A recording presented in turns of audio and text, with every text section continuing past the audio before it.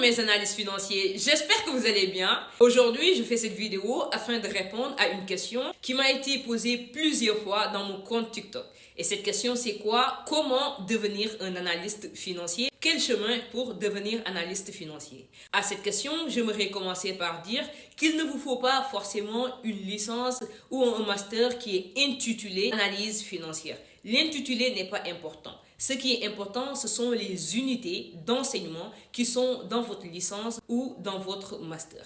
Il faut commencer par bien choisir donc sa licence et son master en demandant le programme ou le curriculum et de lire les éléments qui sont là-dedans. Qu'est-ce que vous allez apprendre? Est-ce qu'il y a la comptabilité? Est-ce qu'il y a la finance? Quand je dis finance, je parle d'analyse financière, de diagnostic financier, de gestion financière et les marchés financiers, etc., etc. Donc, la finance, de manière générale, c'est très important.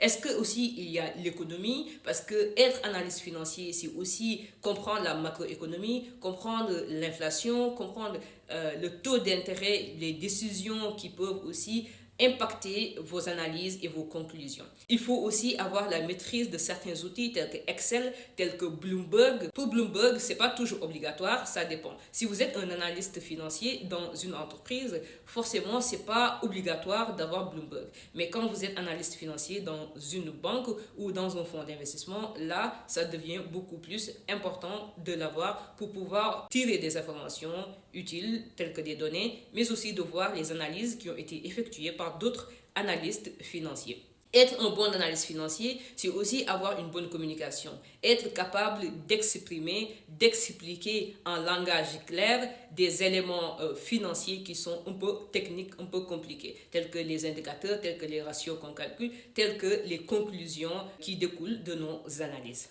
Après avoir choisi donc votre licence et votre master, il faut être un étudiant rigoureux, un étudiant qui étudie, un étudiant qui va à la recherche de l'information, qui ne se limite pas à ce qu'on lui donne en classe, mais plutôt être un étudiant qui va vers l'information, qui a une bonne curiosité intellectuelle. Et ça va faire beaucoup de différence dans le monde professionnel.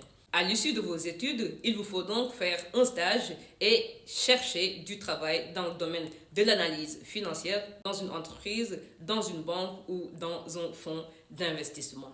Parallèlement, je vous exhorte personnellement de faire des certifications parce que les certifications vont permettre de mieux consolider ce que vous avez appris, de mieux pratiquer, d'avoir une orientation beaucoup plus pro de ce que vous êtes en train de faire. Parce qu'en fait, les licences et les masters aujourd'hui ne sont pas très pratiques. Vous en sortez avec beaucoup de théorie, mais pas beaucoup de pratique. Personnellement, les certifications que j'ai eu à faire dans le domaine de la finance après mes études, après mon master, m'ont permis vraiment de mieux comprendre l'analyse financière, de pouvoir même aller plus loin dans les aspects tels que la valorisation des actifs financiers, mais aussi la création de modèles, montage financier, etc., etc.